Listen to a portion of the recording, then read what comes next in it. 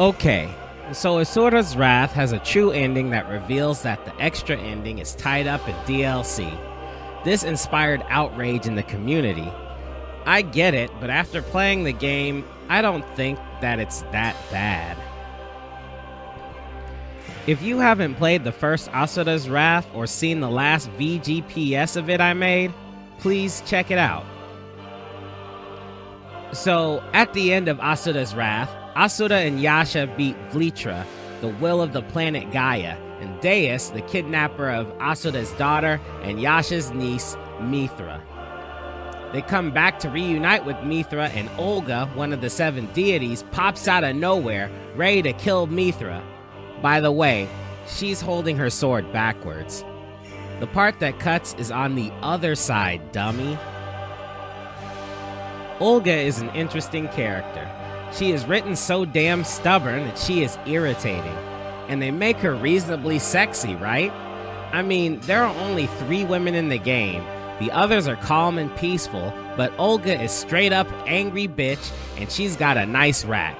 When she gets treated poorly and no one gives a shit, it's actually kinda satisfying. Anyway, that bitch Olga appears like, "Deus is gone, wah wah wah. I'm gonna kill Mithra because I'm a spiteful bitch." And right when she is about to do that, Mithra is saved by the golden spider from Naraka. He uses his golden webs to burn the shit out of Olga and wraps a cocoon around Mithra, and she emerges as Super Saiyan Mithra. Anyway, the spider Mithra says she is the one true god, and all this is a training camp to make Asura ready to take over the planet. He then turns into Chakravartin, the Indian conception of the world ruler. He wants to give Asura his power, but Asura, like usual, is pissed beyond belief and attacks Chakravartin.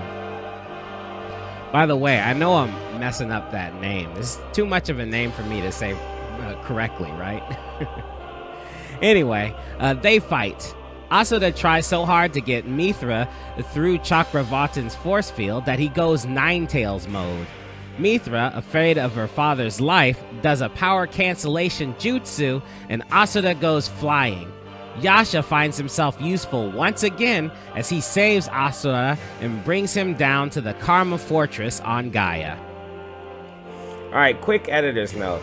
Before Yasha and Asura get to the surface of Gaia, Chakravartin already dismantled the Karma Fortress, exclaimed that Asura was a failure, and said that he's going to dismantle this world and rebuild a new one so he can try again. There, Yasha gives Asura the empty battery that powered the Karma Fortress. It's going to provide a container for Asura to place more of his wrath power. At this point, Yasha reveals that all of the deities represent Christianity's version of the 8 deadly sins: pride, lust, greed, sloth, vanity, violence, melancholy, and wrath. It started as 8, but they took off melancholy, otherwise known as despond. Not many people know why, but it's probably because 7 is a prime number, and people like 7 a lot. Plus, those times kinda sucked, so melancholy was the norm. You can't tell people not to sin when they're really pissed and sad. Anyway, all of them represent their sin pretty well. I bet you can't guess which sin Asura represents. Another media that the sins are represented as living beings is Full Metal Alchemist and the 7 Deadly Sins, of course. To try to understand this game is to try and understand the Indian and Christian concepts of religion. The game gets most of its names from the Indian religions. Vlitra was a dragon that withheld water from the planet Gaia until the great guardian god Indra defeated it. Demigods are known as Asuras, so Asura is tied into both religions, being named Asura and representing the sin of wrath. The game changes the conflict a lot. First, Vlitra poses a threat to everyone, and then the demigods pose a threat, then Vlitra again, and now it's regular religion. Anyway, Yasha puts the battery in Asura's freaking chest like Optimus Prime in the Matrix, which makes almost no sense. Then he pulls his own battery out, which I don't understand why he has one and Asura didn't. But Yasha uses it to jumpstart Asura's heart. Sure.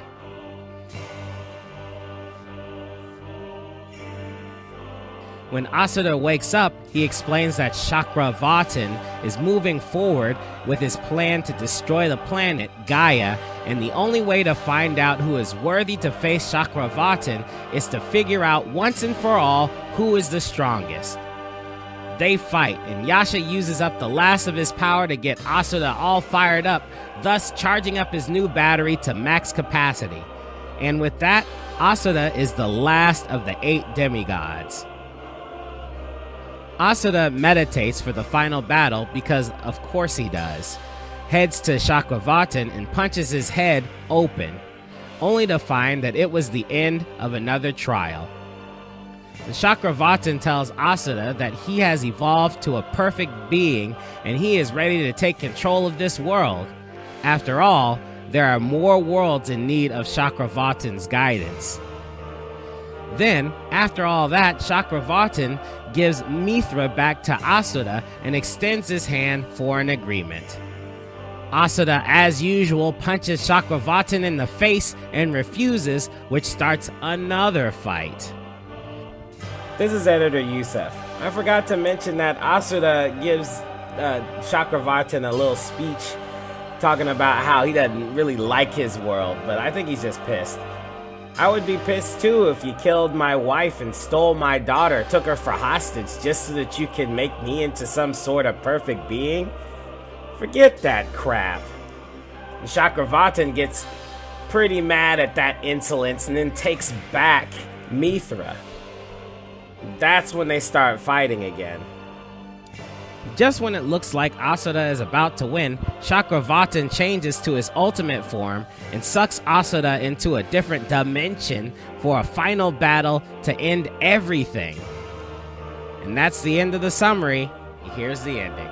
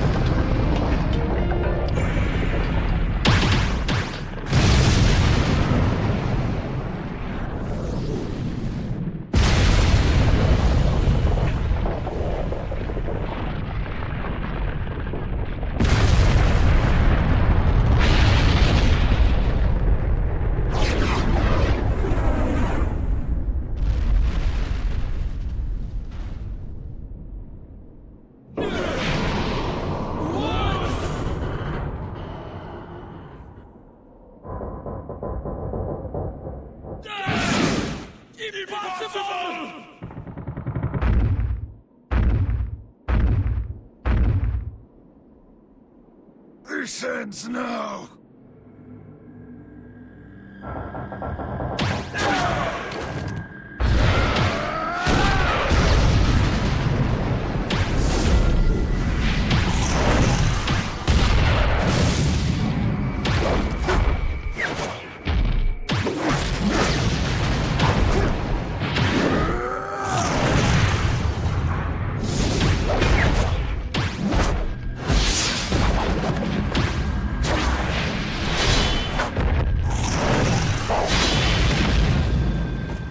Understand it all now. The true reason for my wrath.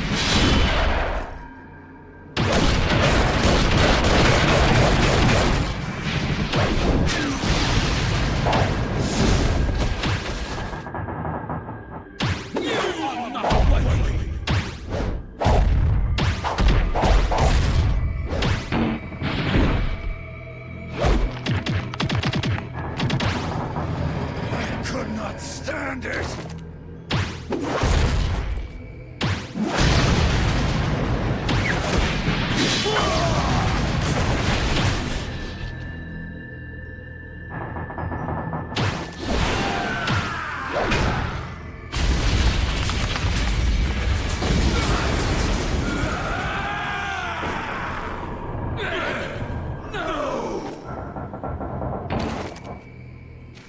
There is always some fool who wants to rule the world!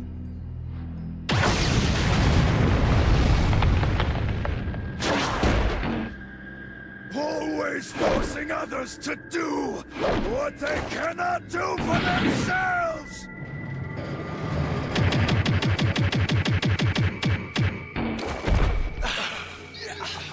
How can he be so powerful?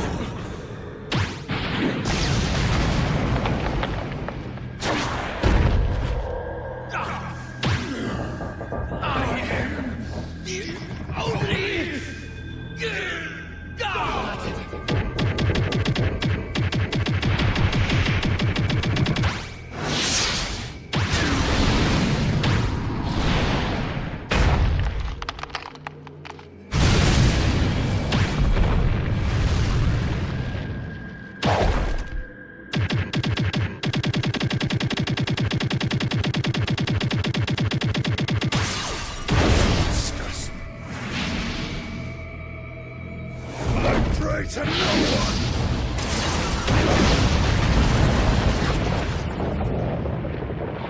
Nor will I be prayed to!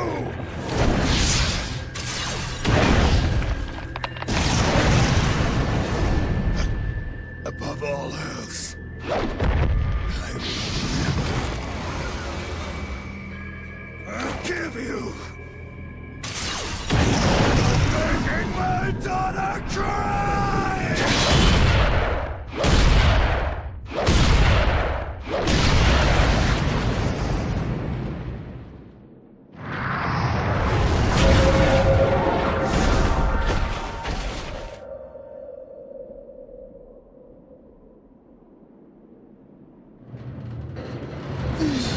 This is not my destiny.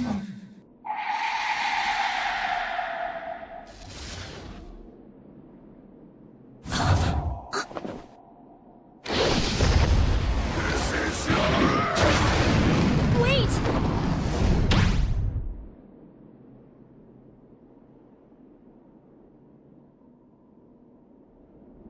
If you kill him, all the mantra will be lost. But... you will still live.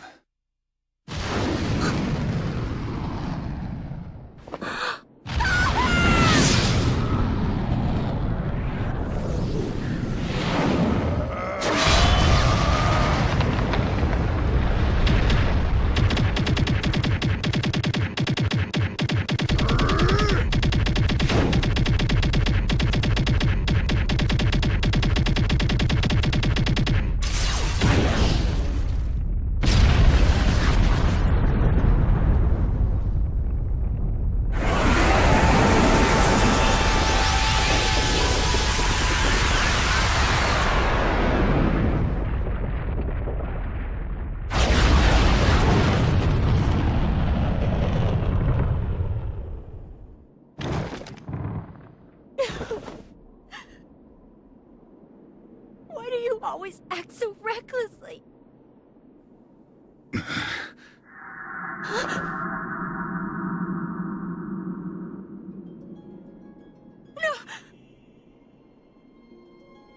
I didn't want this to happen!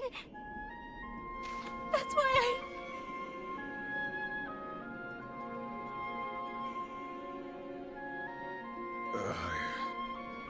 I couldn't bear to see you suffer. Stupid! No more crying.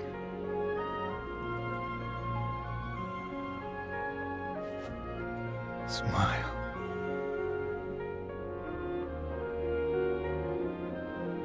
My wrath is finally...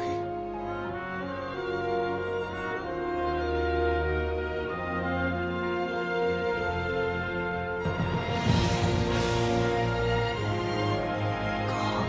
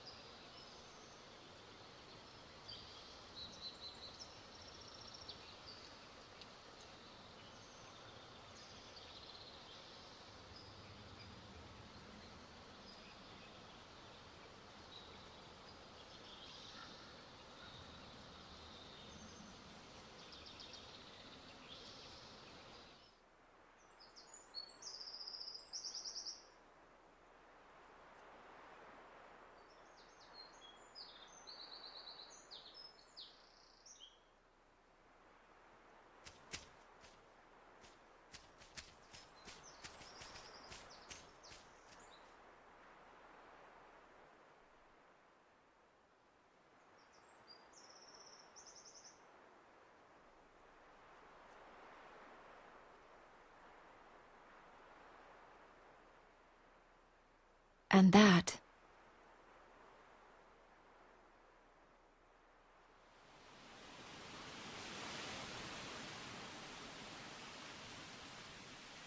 was how my father lived.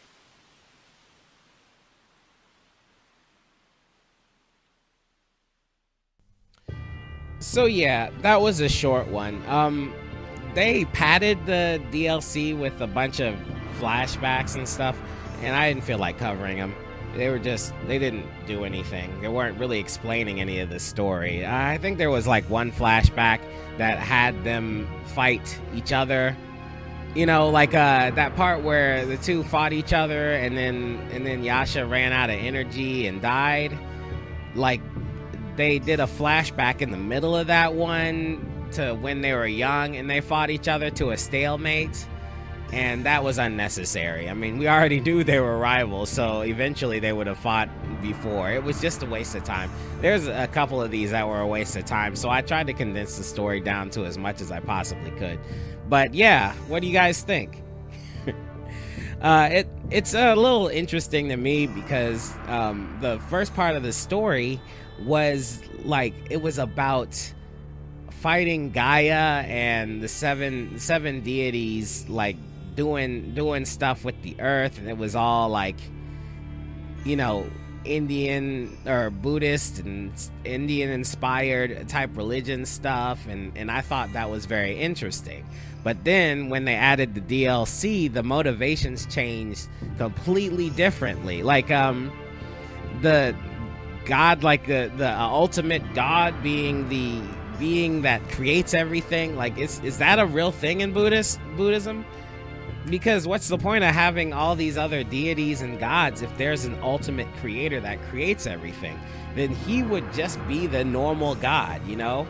Maybe the idea of putting, like, him electing people or people, I should say, demigods and things like that, building them up to being godlike so that they can take over his job and he can do something else. It's a weird concept, you know. I mean it's an unfinished thought, but it's crazy to me. And you know, having Asura cancel all the different ways religion could be, you know, including taking out the ultimate creator. So Asura single-handedly took out all the deities. With Yasha, he took out Vlitra, and he took out the ultimate creator and himself. So he erased all the religion in the world, you know, to keep the world pure and not be screwed with by these stupid religions that would have you give up your life in order to help themselves. You know, it was a very interesting idea, because we live in a world where you know, cults happen and people get dragged into like camps where they can't escape, and you know, they're using the religion to justify the head pastor's narcissism. Everybody's giving up all their stuff and being poor and broke so that the pastor can, you know, kind of have sex with all the women, have all the babies, and keep all the toys. You know what I mean? And then he hires security to keep everybody in. When it all blows up, you know, you know, they just, you know, it's crazy. It's crazy. And in this game, it accurately, it portrays these sorts of things happening. You know, it portrays the people who are supposed to be guardians leveling themselves up to deities so they can take everything from the people without the people having that much of a complaint. You know what I mean? They think it's God's righteous will because the deity said so. They don't even have an idea of the creator all above everything, which is crazy. And the whole idea of that whole scenario becoming some weird what the Hitchhiker's Guide to the Galaxy, in which the Earth, the only reason for Earth was to answer the question of you know, life or whatever. You know, they just made Earth as a calculator to figure some stuff out, and that's why the Earth needs to explode or whatever. That's basically in this game as well, right? It wasn't, you know, at the end you find out that it wasn't about deities controlling people. It wasn't about you know, the people having their own agency, being able to make their own choice and making the wrong choice because they're being suckered into some bullshit. And that's why Asura is there to protect them, because he doesn't want anybody to have to give their life for something that is really bullshit underneath. You know what I mean? He then he finds out later that all of that was just a calculation. So it's not just like at the bottom level that people are being suckered in and screwed, but even the guardian deities were all being suckered in and screwed. They were all being used to facilitate the one creator's need to have somebody be his understudy. That's crazy. Like the creator deliberately made all that hardship for Asura so that Asura can develop this righteous mind so he can control everybody. But then again, his righteous mind can't wrap completely around the idea that they might need him to create the order, you know? So then he just blows the order up on its ass, and you know, he's kind of righteous for that, but then at the same time, you know, it creates a vacuum. Something else is gonna step in, and yeah, Asura's not gonna be there. Oh, it's crazy. It brings up a lot of interesting thoughts that you know, I don't want to kill this whole time exploring, but it's one of the things that I love about this story is that it's like so open that, you know, however you want to take it. I mean, if you're just like, oh, it's talking about religion, and at least it's not talking about God and Jesus, or else I'd be mad. Or like if you were like an Indian, because that's obviously why they made it, you know, Indian and Buddhism principles and stuff. But, you know, they could be upset too, which I read online that they are, or a few people were upset, but it's like it's not, to me, it's not specifically Buddhist related, or it is Buddhist related, but it doesn't just go down the realm of Buddhism. It's actually attacking all religion, the whole idea of control and power struggle between people who believe they're doing the right thing or people that think they're doing the right thing, and that's why everybody has to suffer because they have a goal in mind and stuff like that. To me, that's like, yeah, I mean, there's no answer to that. You're not gonna leave this story thinking that way and then feeling like the next day is gonna be better unless you're able to kind of block it out and learn how to protect yourself and other people around you in this manner. But it's super crazy. Anyway, thanks for listening. If you made it this far, and if you only made it to the end of the game and then like jumped over to the end of this, thank you for doing whatever you did. And you know, leave comments, let me know how you feel, and I'll talk to you guys on the next video game plot summaries. Peace.